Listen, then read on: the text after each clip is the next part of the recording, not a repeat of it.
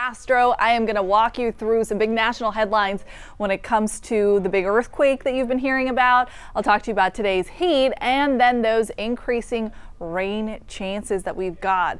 So the earthquake just off the eastern edge of Russia, Kamchatka, that 8.8 is having a big ripple effect continuing even through this afternoon and a good chunk of this weekend. About 3,000 to 4,000 miles away from the cluster of the Hawaiian Islands, and that's already prompting an advisory to be extended. So previously it was until the early overnight hours, Friday into Saturday. Now it goes through 6:30 Saturday morning. It includes all of the islands that have already seen 1 to 6 foot waves recorded from the tsunami threat. Now, the west coast of California, about 4,000 miles away from the origin of that earthquake, and it continues to be under a few tsunami advisories. So Crescent City, which borders Oregon, it's the northernmost coastline of California, has recorded a 4-foot wave. And then down to San Luis Obispo, still looking at some tsunami advisories through the afternoon because of the potential of 1 to 3 foot waves there. For us, our coastline looks really quiet. Galveston, I'm not seeing really any wave activity. It's pretty flat for today. It's really hazy out there too. Clouds have been building in. We're sitting at 90 degrees right now for Pleasure Pier. There's ample humidity along the coastline, so 90 actually feels like 98. Checking in on the tropics, now that we're talking about the Gulf Coast, nothing is expected over the next 2 to 7 days, which is a great thing. However, I do want you to have an update at least once a day because we are getting closer and closer towards the peak of hurricane season, which is September 10th. Can you believe it? We're almost done with July, entering August and ramping things up. Your weather headlines for the next few days. This is what we'll be monitoring. Today, it's about the heat and it's about an air quality alert. Isolated showers start building back into the forecast tomorrow. I think it's only going to impact a few of us. And then by this weekend, rain is going to be something we all have to monitor and kind of work our way around. I think those rain chances are going to hike up to around 50% for your Saturday and your Sunday afternoon plans. Right now, this dome of high pressure, that is what is keeping us dry in terms of not having rain, but also actually starting to dry up some of our humidity as well. High pressure is this clockwise spin in the atmosphere that sends air rushing downward in a downward spiral. And that piles on air on top of us, and with more weight of the atmosphere on top of us, it creates more heat. And for that reason, temperatures have been running on the toasty side. Now, as we go into the end of the work week, this ridge of high pressure starts to break apart a little bit, so much so that it creates an opening.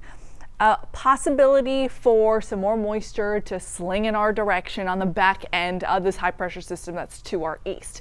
So because of that, we'll be building in on the moisture today. All that moisture is going to be aloft, so you'll see a couple clouds out there.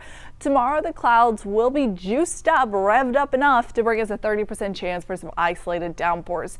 The high temperature, though, is still pretty hot. I mean, only a 2-degree discrepancy between today and tomorrow. 98 degrees is your high on your Thursday. And then by Friday, as we start ramping up the rain chances, you'll need to want to have your umbrella with you and perhaps alternate your plans, or at least be flexible and be patient. If you're trying to get somewhere, you might have a slowdown with those showers building in. The month of July is almost all said and done. So we've got today's high temperature and tomorrow's high temperature to factor in. I showed you what I'm forecasting, 100 today, 98 tomorrow. Both of those would put us above average. So I think we're going to wind up with 19 days above average for the month of July. So far, we've had 9 below and 3 that are normal. So it has been a warmer month of July, but really not so bad, especially when you consider years prior. Was it 2-3 summers ago that we had those back-to-back 109-degree days? By the way, that's the all-time record for Houston, is 109 degrees. So we're nowhere near that for the month of July. It's been fairly tame. Right now, 95 degrees at IAH. You'll notice we're quite a bit hotter than where we were yesterday, up by 5 degrees. And a big reason for that is the air is drier. Dry air heats up faster. I know it's kind of a catch-22, right? When we have humidity, it feels pretty oppressive outside. I mean, you got to deal with the heat and the heat index. Well, now I think the actual air temperatures are going to be what's a little bit more eye-catching, and the heat index is going to drop off. So 95 right now with a dew point of 60 actually feels like 95. I haven't seen that in a couple of weeks. So that's a nice little trade-off of it being a little bit hotter today, or at least the temperature's climbing a little bit more.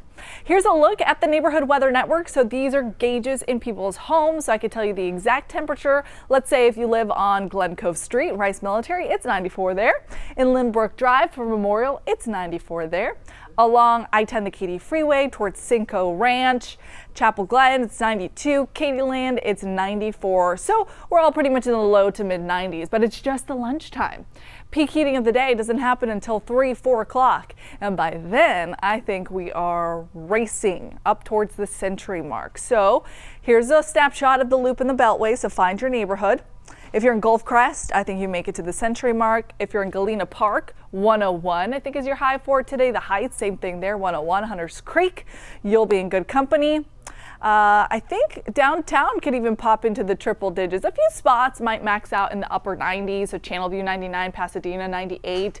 The further north and west that you go, you might escape the triple digits, but it'll be close. I mean, we're splitting hairs at this point. It's a small margin. Dew points, they're pretty spread out across the area. So I know I've been talking about it feeling a little drier out there. If you are north of the I-10 corridor, you know what I'm talking about. You probably have gone outside and you felt, I don't know, a little bit of freshness within all the heat. That's not the case though, closer to the coast. I mean, there's still lots of humidity for Matagorda, Brazoria, and Galveston. And I showed you that the 90 in Galveston actually feels like 98. So there's a bit of a split. The further west that you are, the nice dry air is closer to you. Something else that I'm going to keep an eye on in addition to the moisture out there is our air quality. So when we have sunny days like today, like yesterday, we don't have any rain showers, we do see an elevated threat of ground level ozone. So we get the regular exhaust that we get in any given day from cars, from factories, from whatever it is. But the sunlight has more of an access to those pollutants on the ground, and it creates this chemical reaction that does produce ozone. So for that reason, anytime we get into this orange category, that's when we start to alert folks. Sensitive groups category includes people with respiratory issues, perhaps you have asthma, perhaps you're just sick and you just don't want to be breathing in air that is dirty. So watch this closely. I'll be watching it, and if we notice that it jumps up a little bit higher, we'll send an alert straight to your phone. Just make sure you've got the app downloaded and those alerts turned on. The areas that could see that happen today, Harris, Brazoria, and Galveston County, and the highest likelihood is between around 3 and 7 o'clock in the evening.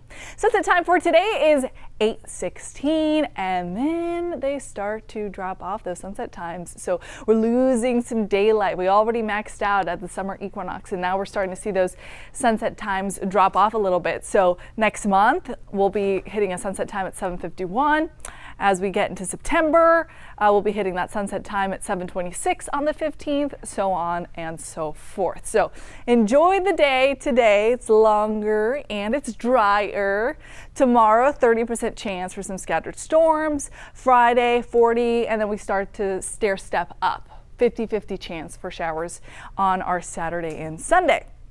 Future track radar shows us we'll be tracking just cloud cover passing through. It's going to give you that little bit of a milky skyline, so makes for pretty sunsets. Sunset yesterday was beautiful. I think we get one very similar to that this afternoon. Tomorrow, some of those clouds might bring you a quick downpour. I think the highest likelihood of that is going to be along the coastline. Downtown, you can see a shower maybe around 4 o'clock in the afternoon. And then the commute is going to be impacted on Friday. But hopefully Friday is a work from home day for you and you don't have to deal with rush hour. I think it is going to slow us down. We have a good chance of seeing some downpours right around 4 to 7 o'clock for your Friday. Okay, 7-day forecast looks like this. So today is really all about the heat. We're talking about triple-digit temps. We're talking about an air quality alert because of that. Tomorrow, as we start to see the moisture building in, we'll look at some increasing rain chances, 30% there, a slight drop in temperatures from a little bit of rain-cooled air, more rain-cooled air potential as we head into the weekend. And you notice that does drop our temperatures into the mid-90s and staying unsettled through the start of the week. So carry your umbrella starting tomorrow. You probably won't need it tomorrow, but you'll certainly make good use of it for the weekend. All right, we'll catch you on the TV side. Our meteorologist Pat Kavlin will walk you through the forecast of 4 o'clock in the afternoon, and the chief is back tonight at 5, 6, and 10. Catch the forecast with David Paul.